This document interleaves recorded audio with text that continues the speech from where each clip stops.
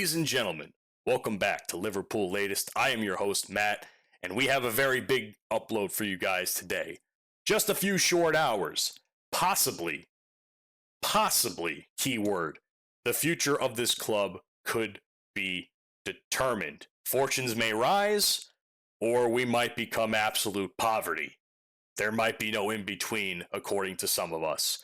In addition to talking about today's matchup against Crystal Palace, I'll be talking about the injury bug leading into this game. We have 6 players out, and 2 of those are doubtful. We have a player that might make an appearance on the pitch that hasn't played a match in 3 years for Liverpool, which is an astounding statistic. And then we're going to talk about these next 3 home games and what's going to happen if Slot does not pull a win out of most of them, probably.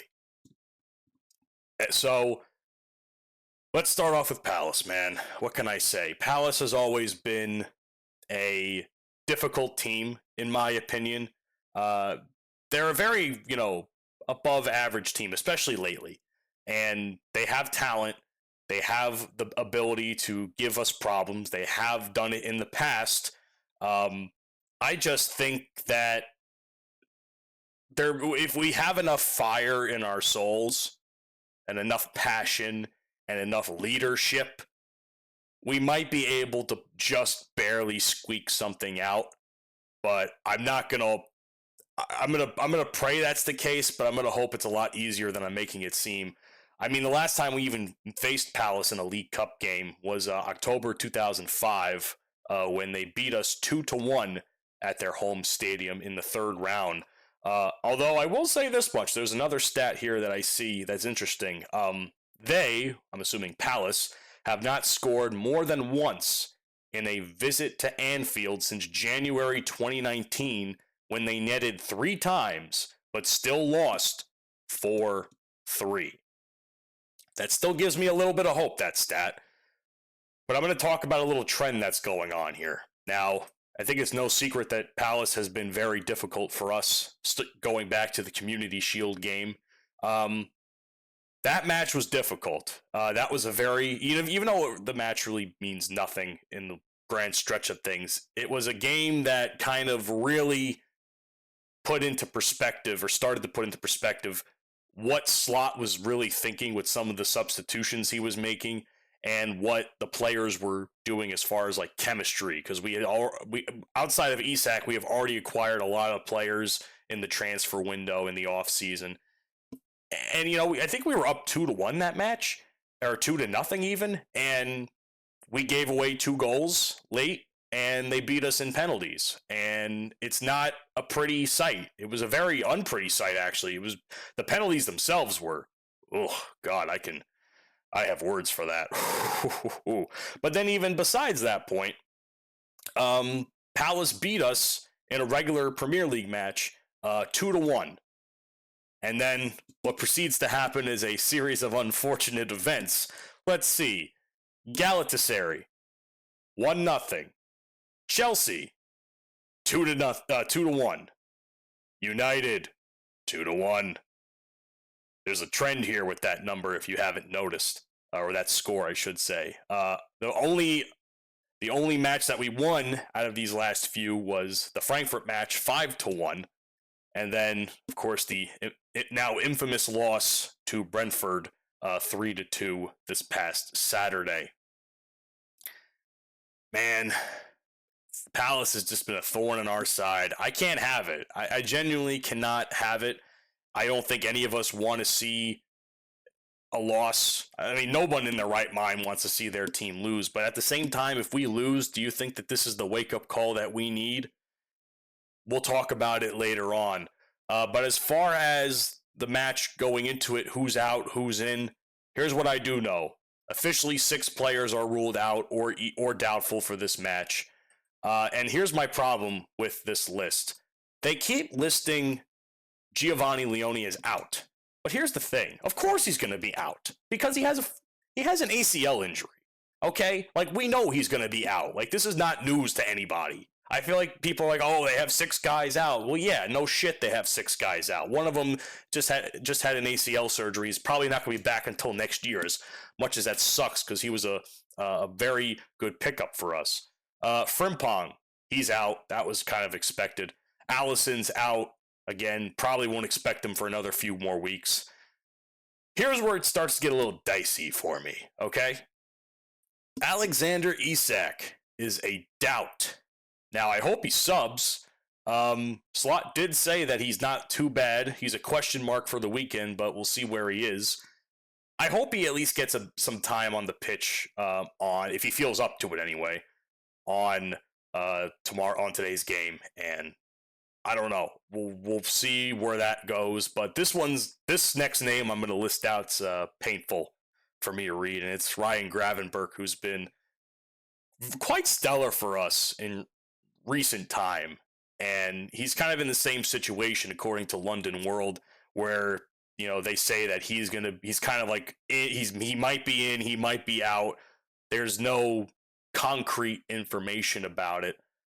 The next name I'm going to list is actually what I'm a little bit shocked about. I know Curtis Jones was injured. I didn't know he was going to be ruled out for this game. Maybe he'll play on the Prem game this weekend, but who knows? I'll once again read the quote that Slot had. We have to wait and see. He asked to be taken off, but he walked off instead of needing a lot of treatment, so we have to wait and see. This hurts. Imagine if all 6 of these guys are ruled out, though. Like, let's put out there that Isak and Gravenberch are not able to compete in this match, not even sub in. God, we are screwed. Not just for the Carabao Cup, but generally, we're screwed. I don't know what we're going to do at that point. Who do we have to play? I've seen a potential couple of lineups online, and I don't really know if I like any of them because nothing's been clicking regardless. So every time I see a lineup, I'm kind of just like scratching my head like, all right, let's see if this works. But it's something that has hurt us a lot in the past. I don't know if it was last season or the season before. We had a lot of injuries that kind of affected our title push, and we just got squeaked out on, and it was rough. It was very rough to see. I mean, we did get the Carabao Cup out of it, but it's still not something that I want to go through again, if I'm being quite honest with all of you. Here's what I will say, though.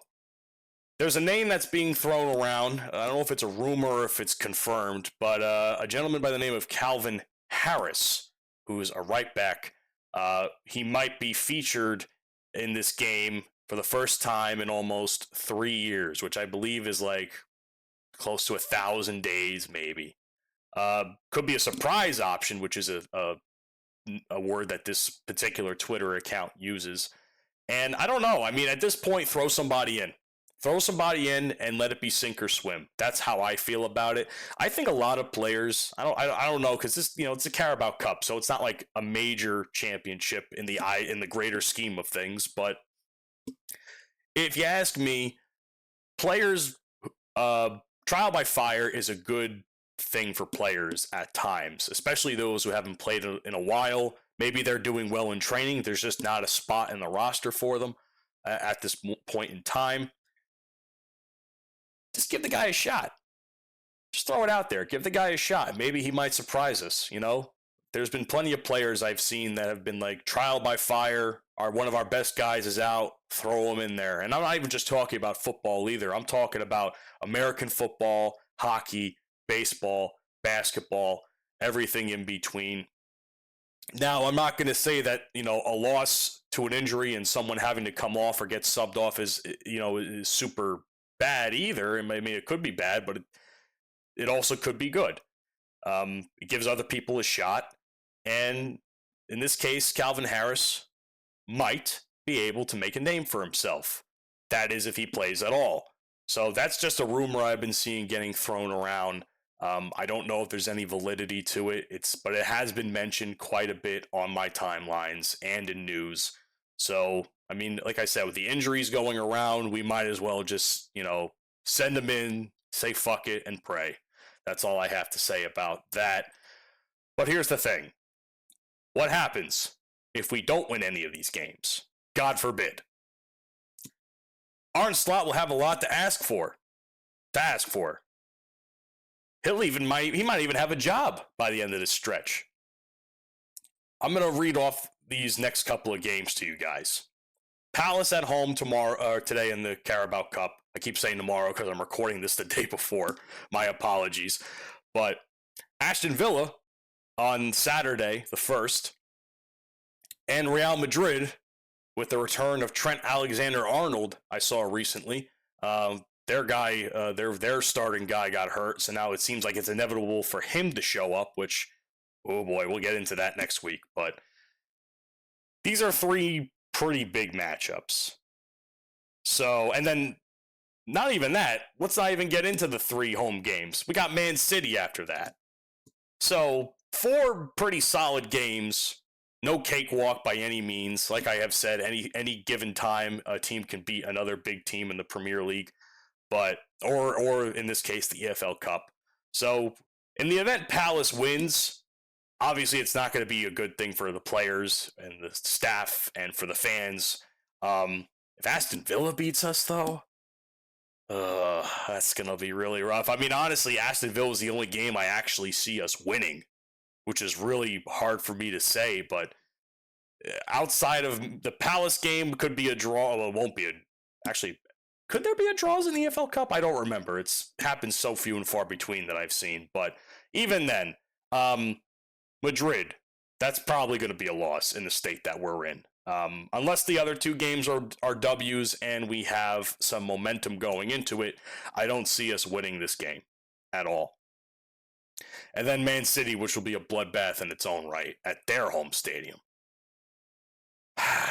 What will Slot do? We have no idea. I still believe in him. I want to say I still believe in him. But this next stretch of games is going to be very telling what he's made of from a tactical point of view, from a coaching point of view, from a leadership point of view. It's going to say a lot about some of the players I've been talking about all week. Again, Van Dijk and Salah, probably the biggest names of the bunch in terms of that leadership role. But then it's going to also have to fall on a lot of our other guys. I mean, I did talk about that Mamarshvili isn't going to be in net tomorrow or today, Jesus. But this is what happens when you have to record a day before, ladies and gentlemen. But Mamarshvili is rumored to also not be in net, which I'm okay with a switch as long as the other goaltender is ready for it. I mean, it is Palace after all, so there can't be too harm done trying to switch out and maybe make a change and see what happens. But I don't really know what's going to happen, and none of us know what's going to happen. And I know I keep saying that, but I'm so full of uncertainty that win or lose tomorrow, I still don't feel like we're in a comfortable spot. We thought the Frankfurt game was going to turn us around a little bit, and then Brentford happened, which was pitiful. So are we going to have what Liverpool is going to show up today? I got it right this time. What Liverpool is going to show up today? Is it going to be Brentford Liverpool or Frankfurt Liverpool? That is the question I leave with you guys. And I hope you enjoyed this video. Let me know what you think down in the comment section. Few short hours.